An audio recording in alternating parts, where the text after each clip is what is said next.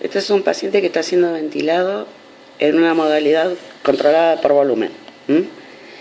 Si se fijan, bueno, la de arriba es una gráfica de presión media en la vía aérea y la de abajo es una curva de flujo. Lo que se ve en rojo en cada curva es la rama inspiratoria, fíjense la parte inspiratoria, y la parte expiratoria, cuando se abren las válvulas del ventilador, se ven en amarillo. Entonces, en primer lugar, en el modo controlado por volumen, vamos a ver que el volumen corriente que está programado siempre es el mismo. O sea, el ventilador lo que se asegura es controlar el volumen. Y lo que va a ser variable va a ser la presión que se genera para meter ese volumen. En este caso, lo que estamos viendo es que la presión pico no varía. Esto es porque la distensibilidad de los pulmones de este paciente y las resistencias son estables. Entonces, lo que entra en todos los ciclos son 500 mililitros a una presión bastante estable de 23 mililitros.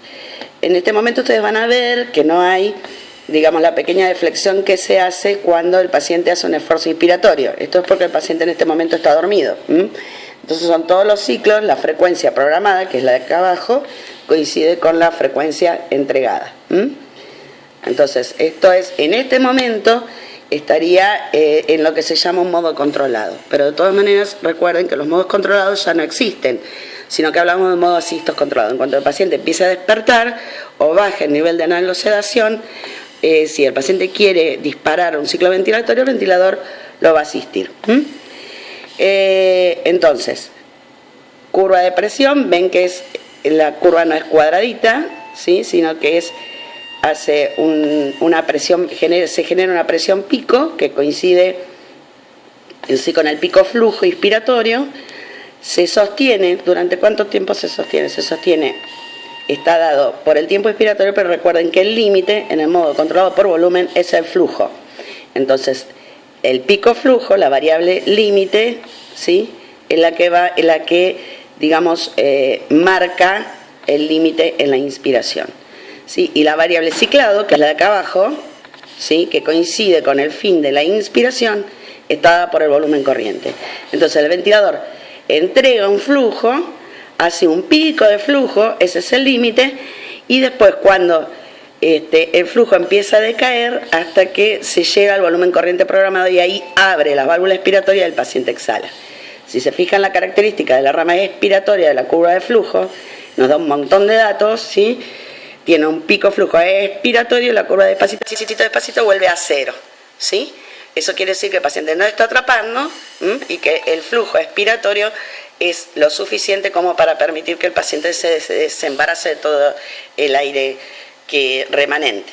Si ven en la curva de presión, ven que la curva de presión no llega a cero y eso es porque el paciente tiene programado 5 centímetros de presión de final de expiración. Entonces se toma como línea de base la PIP. Entonces, inspiración, límite, ciclado, expiración. Mismo acá. Inspiración, límite, sostiene, cicla. ¿Sí? Esas son las variables de fase. Inicio, pico, límite, ciclado, expiración. Si nosotros frizamos la pantalla, vamos a frizar ahí. Fíjense que coincide el pico flujo, que es la variable límite, con